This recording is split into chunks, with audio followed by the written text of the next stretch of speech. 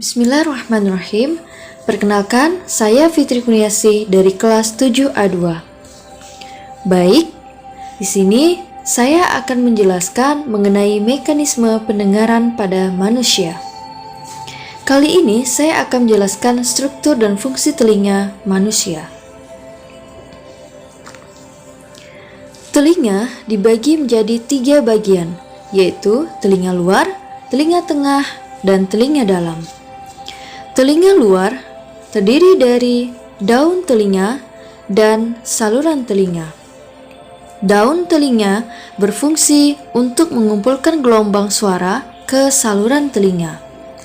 Sedangkan saluran telinga menghasilkan minyak serumen berfungsi menangkap debu yang masuk ke saluran telinga untuk mencegah hewan kecil yang masuk ke telinga.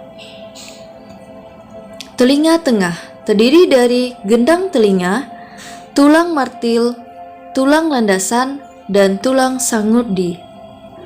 Gendang telinga atau membran timpani berfungsi menangkap gelombang suara dan mengubahnya menjadi getaran yang diteruskan ke tulang telinga. Tulang martil, tulang landasan, tulang sangurdi berfungsi meneruskan getaran dari gelombang telinga ke rumah siput. Selanjutnya, telinga dalam terdiri dari saluran Eustachius berfungsi menghubungkan ruang telinga tengah dengan rongga mulut atau faring, di mana untuk menjaga tekanan udara antara telinga tengah dengan saluran telinga luar, agar seimbang tekanan udara yang terlalu tinggi atau rendah disalurkan ke telinga luar dan akan mengakibatkan gendang telinga tertekan kuat sehingga dapat sobek. Selanjutnya, rumah siput atau koklea merupakan saluran berbentuk spiral yang menyerupai rumah siput. Di dalam koklea terdapat adanya organ Corsi yang merupakan phonoreceptor. Organ Corsi beribuan sel rambut yang peka terhadap getaran. Getaran akan diubah menjadi infosaraf dalam sel rambut tersebut dan diteruskan oleh saraf ke otak. 3 saluran setengah lingkaran atau disebut saluran gelang atau labirin yang terdiri atas tengah lingkaran atau semi-sirkularin berfungsi untuk mengetahui posisi tubuh atau sebagai alat keseimbangan. Selanjutnya, perjalanan bunyi hingga ke otak. Apakah kalian pernah berpikir bagaimana caranya bunyi bisa berjalan dari sumbernya dan sampai ke otak? Misalnya saja bunyi trompet. Ketika trompet ditiup, maka akan menghasilkan gelombang bunyi di udara. Gelombang bunyi ditangkap oleh telinga luar yang kemudian bergerak menuju saluran sempit yang disebut saluran telinga.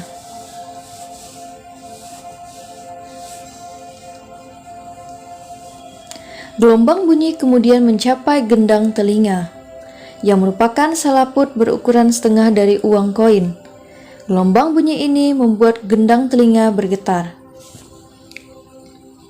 Gelombang bunyi kemudian mencapai gendang telinga, yang selanjutnya menggetarkan 3 tulang kecil, yaitu malleus, incus, dan stapes. Tulang-tulang ini menguatkan atau meningkatkan getaran dari bunyi.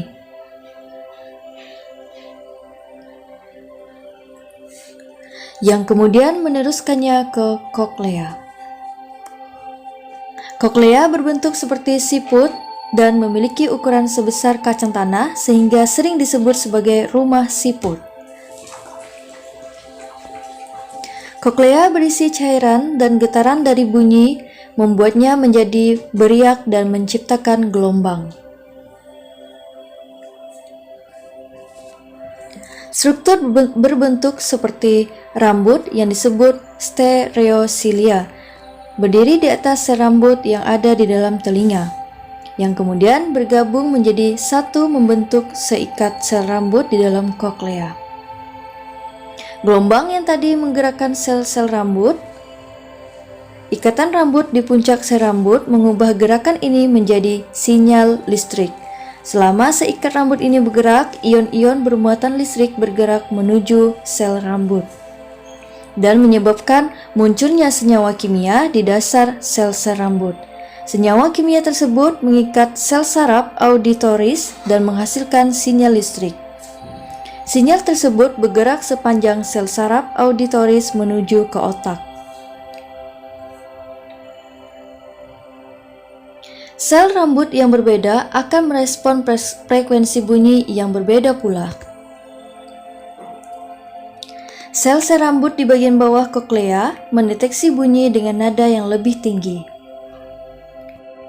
Contohnya bunyi flute atau seruling. Sementara itu, sel rambut di sepanjang saluran melingkar mendeteksi bunyi bernada lebih rendah, seperti trompet. Nah, sedangkan di bagian paling puncak dari spiral koklea, sel rambut mendeteksi bunyi dengan nada paling rendah seperti tuba.